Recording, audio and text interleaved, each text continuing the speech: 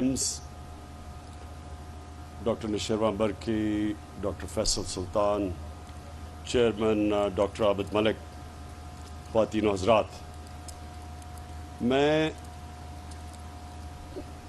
آج اس لیے خوش ہوں کہ میں نے جب ایمرجنسی دیکھی، جب ہماری گورنمنٹ آئی پہلی دفعہ، تو میں ایمرجنسی کا ایک دن رات کو چکر لگایا PIMS کی، تو جس حالات میں لوگوں کو میں نے دیکھا، تبھی فیصلہ کیا کہ ہمیں یہاں اتنے بڑے ہاسپٹل جو ارد گرد سے سارے لوگ PIMS آتے ہیں، کہ جو سب سے تکلیف میں لوگ آتے ہیں وہ ایمرجنسی میں آتے ہیں، اور اگر ادھر یہ نہیں بات کہ وہ ریفلیکٹ کرتا ہے ہاسپٹل کی کوالٹی، وہ انسانیت کا تقاضا ہے کہ جب ایک مریض سب سے زیادہ تکلیف میں ہو، اس کے لیے سب سے بہتر علاج ہو۔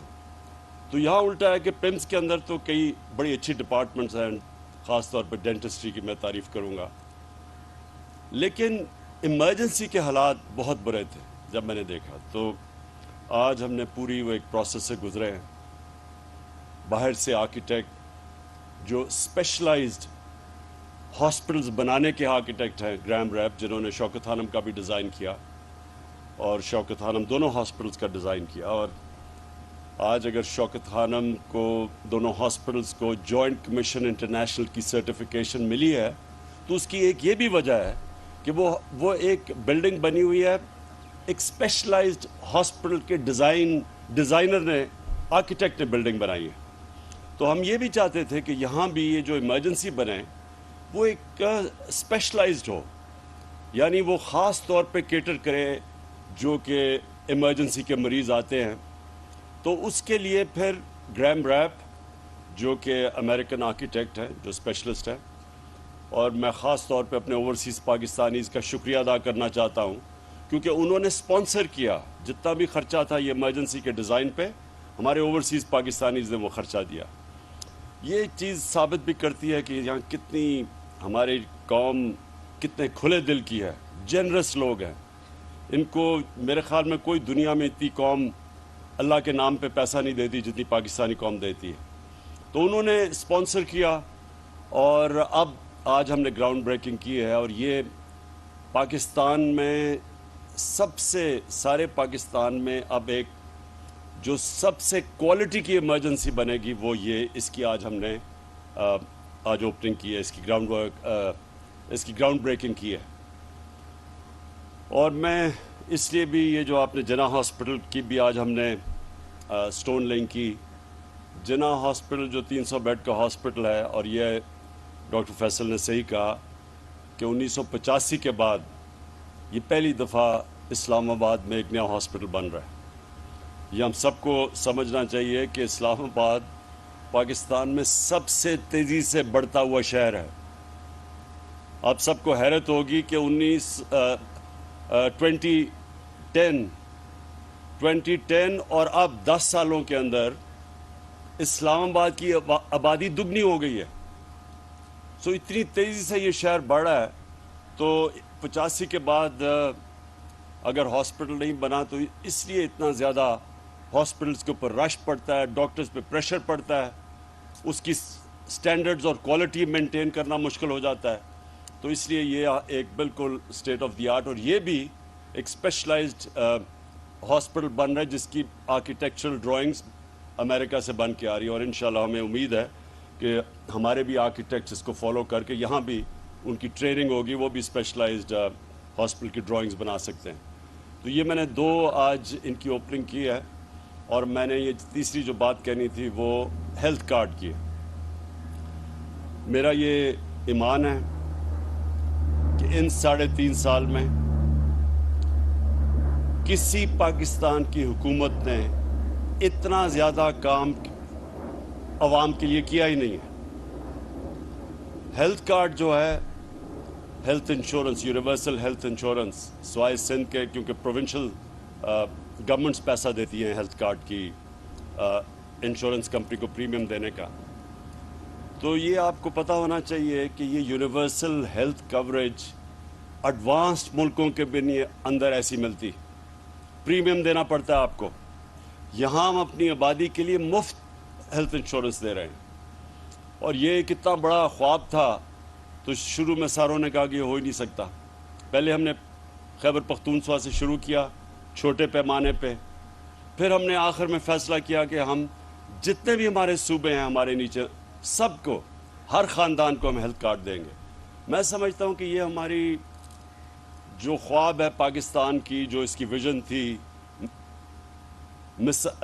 فلاحی ریاست، اسلامی فلاحی ریاست، یہ سب سے بڑا ہم نے قدم اٹھایا ہے اس راستے کے اوپر چڑھنے کا، کہ ایک انسانیت کا نظام ہو. ایک غریب خاندان جس کے گھر میں بیماری ہو اور پیسہ نہ ہو بچوں کا علاج کروانے کے لیے، ماں باپ کا علاج کروانے کے لیے. کتنے ہمارے ملک میں ایسے خاندان ہیں جن کو یہ فیصلہ کرنا پڑتا ہے کہ ہمارے پاس اگر پیسے نہیں تو ہم کیا کریں گے، قرضے لے لیتے ہیں لوگ. غربت کی لکیر سے خاندان نیچے چلے جاتے ہیں. ایک اپنے خاندان کے کسی فرد کا علاج کراتے کراتے وہ غربت کی لکیر کے نیچے چلے جاتے ہیں قرضے لے لے کے. تو یہ تب سے میں نے جب سے پولیٹکس میں آیا تھا میرا یہی خواب تھا کہ ایک دن ہمارے شہریوں کو ایک ایسا کارڈ ملے کہ وہ اس ہسپتال میں جا کے علاج کروا سکیں جو وہ خواب بھی نہیں دیکھ سکتے تھے، کہ پرائیویٹ ہاسپٹلز میں اپنا علاج کروا سکیں. اور مجھے اتنی خوشی ہوئی، مہینہ پہلے ڈاکٹرز ہاسپٹل کے ان کے جو اونر ہیں انہوں نے مجھے کال کیا اور مجھے مبارک دی کہ پہلی دفعہ ڈاکٹرز ہاسپٹل میں ایک مزدور کا ہارٹ کا آپریشن ہوا، جو وہ تصور بھی نہیں کر سکتا کہ اتنا ایک پرائیویٹ ہاسپٹل میں مہنگا ہوگا. تو یہ ہماری یہ ایک قدم ہے. اس سے ایک پورا ہیلتھ سسٹم بنے گا پاکستان میں، پرائیویٹ سیکٹر آئے گا، پبلک پرائیویٹ پارٹنرشپس ہوں گی اب ہاسپٹلز میں، ہیلتھ سسٹم میں، کیونکہ اتنا زیادہ ہم نے پیسہ دیا ہے ہیلتھ انشورنس میں. تو اب کوئی بھی غریب علاقے کے اندر پرائیویٹ سیکٹر جا کے ہاسپٹل کھول سکتا ہے، جو پہلے کبھی وہ نہیں، کیونکہ لوگوں کے پاس پیسہ نہیں تھا، پرائیویٹ سیکٹر نہیں جاتا تھا. اور گورنمنٹ ہاسپٹلز بھی مجھے افسوس سے کہنا پڑتا ہے کہ آپ دیہاتوں کے اندر جائیں، ڈسٹرکٹس میں جائیں، وہاں ڈاکٹرز نہیں ملتے. ڈاکٹرز بھی وہاں جانا پسند نہیں کرتے دور دراز علاقوں میں. مجھے میاں والی میں کیونکہ میرا حلقہ تھا، میں وہاں کیمپیننگ کرتا تھا، بہت برے حالات ہوتے تھے ہاسپٹلز کے، کیونکہ ڈاکٹرز عموماً جاتے نہیں تھے وہاں، نرسز نہیں ملتی تھی وہاں. تو اب پرائیویٹ سیکٹر کو انسینٹو مل گیا ہیلتھ کارڈ کی وجہ سے کہ وہ بھی اب دور دراز علاقوں میں جا سکتے ہیں. آخر میں صرف یہ کہنا چاہتا ہوں کہ مجھے بڑی خوشی ہے کہ ہر فیلڈ کے اندر، چاہے وہ اکنامکس ہو، چاہے ہیلتھ کیئر ہو، چاہے تعلیم ہو، کسی نے بھی نہیں پاکستان میں سوچا تھا کہ 70 سال کے بعد ایک حکومت کوشش کرے گی ایک تعلیمی نصاب لانے کے لیے، کیونکہ ہمارا ایک طبقاتی تعلیمی نظام بنا ہوا ہے. امیر کے لیے انگلش میڈیم اور اچھے نوکریاں، ہمارے نیچے عوام کے لیے ممکن ہی تھا اوپر آنے کا، کیونکہ سسٹم، تعلیم کا سسٹم ہی اوپر نہیں آنے دیتا تھا. اور یہ پھر انگلش کی جو زبان ہے، یہ بجائے تعلیم سیکھنے کے لیے یہ کلاس ڈسٹنکشن بن گئی کہ انگریزی جو بولتا ہے وہ اوپر والی کلاس کا ہے، وہ بیچارے نیچے والی کلاس کے. اتنا بڑا یہ غلامی کا ہمارے اوپر بوجھ پڑا ہوا ہے کہ ہم کئی دفعہ میں دیکھتا ہوں کہ لوگ صرف یہ ثابت کرنے کے لیے پڑھے لکھے ہیں، وہ پہلے انگریزی میں 4-5 جملے کہتے ہیں، پھر اردو میں آتے ہیں. یہ جو ہم نے اپنے اوپر احساس کمتری کا نظام بنایا ہوا ہے، یہ صرف اور صرف ایک کلونیل ایجوکیشن سسٹم کی وجہ سے، جو ہم نے چینج نہیں کیا. تو آج مجھے بڑا فخر، ہم نے شروعات کر دی ہے بڑی مشکلوں سے. ایک کوٹ سلیبس، ایک کریکولم، نصاب، اور 5 سے پھر آہستہ آہستہ اوپر لے کے جائیں گے. اور اس کے علاوہ جو ہم نے سیرت نبی کا فیصلہ کیا کہ اپنے سارے بچوں کو نبی کی سیرت پڑھائیں گے، کیریکٹر بلڈنگ کے لیے. یہ بڑا ضروری ہے. بڑی قوم بن ہی نہیں سکتی جب تک اس کا کیریکٹر بڑا نہ ہو. ہم جب مدینہ کی ریاست کی بات کرتے ہیں، مدینہ کی ریاست کی سب سے بڑی کوالٹی کیا تھی؟ نبی صلی اللہ علیہ وسلم نے لوگوں کے کیریکٹر بدل دیے. وہ فکری انقلاب تھا. لوگ غلط سمجھتے ہیں کہ وہ تلوار سے کوئی انقلاب آیا تھا.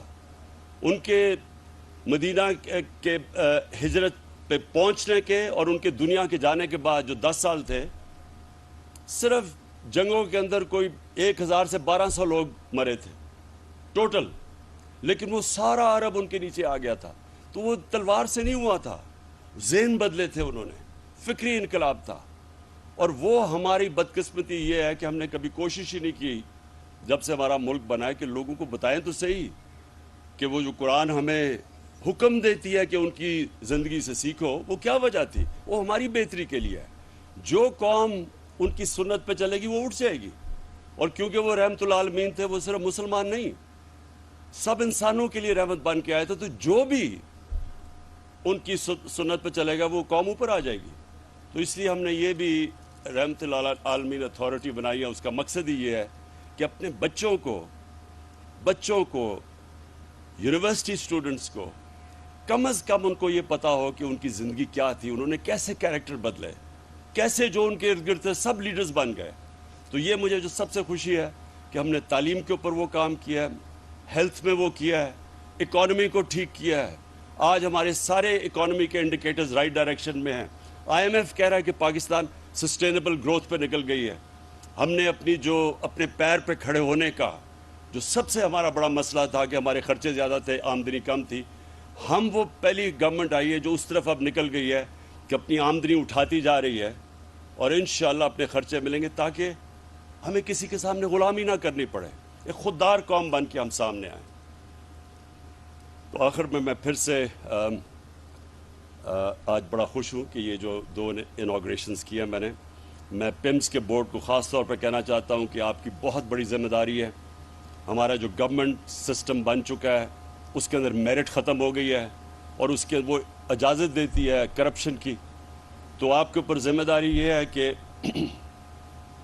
आपने वो सिस्टम्स लेके आने हैं जो कि प्राइवेट सेक्टर के अंदर है। जो गवर्नमेंट सेक्टर है वो कोई वजह नहीं कि वो अगर प्राइवेट सेक्टर के सिस्टम्स लेके आए और इंसुलेट कर ले। बोर्ड का बनाने का मकसद ही ये है कि वो बोर्ड उस तरह हॉस्पिटल चलाएं जिस तरह प्राइवेट सेक्टर चलता है। यानी आप मेरिट के ऊपर लोगों को लेके आए, मेरिट के ऊपर इंडक्शंस करें। ये जो बना हुआ है जो सीनियर है वो ऊपर आ जाए। अगर सीनियर आपका बेहतरीन चीफ एग्जीक्यूटिव नहीं बन सकता तो जो बेहतरीन है उसको बनना चाहिए। और जितना आप मेरिट के ऊपर लोगों को लेके आएंगे उतना हॉस्पिटल की स्टैंडर्ड ऊपर चली जाएगी। तो बोर्ड का तो मकसद ये है। तो आपकी बहुत बड़ी जिम्मेदारी है, मैं बोर्ड को कहना चाहता हूँ, क्योंकि हमें बड़ी उम्मीद है ये पिम्स में पोटेंशियल है कि ये एक गवर्नमेंट हॉस्पिटल होते हुए पाकिस्तान की प्रीमियर इंस्टीट्यूशन बन सकती है। शुक्रिया। वज़ीर आज़म इमरान खान पिम्स अस्पताल के नए शोबा इमरजेंसी की संगे बुनियाद की तकरीब से खिताब कर रहे थे। उन्होंने कहा कि पाकिस्तान दुनिया में सबसे ज्यादा एहतियात देने वाला मुल्क है। उन्होंने कहा कि सेहत के हवाले से माजी में हुकूमतों ने काम नहीं किया। इसी हवाले से मजीद तफसीलात के लिए हमने राब्ता किया है अपने नुमाइंदे नवीद अजहर से। नवीद, बताइएगा क्या तफसीलात हैं आपके पास? जी बिल्कुल, वज़ीर आज़म ने आज भी उस बात पर जोर दिया जो हमेशा वो कहते हैं कि पाकिस्तान का जो निज़ाम सेहत है उसके अंदर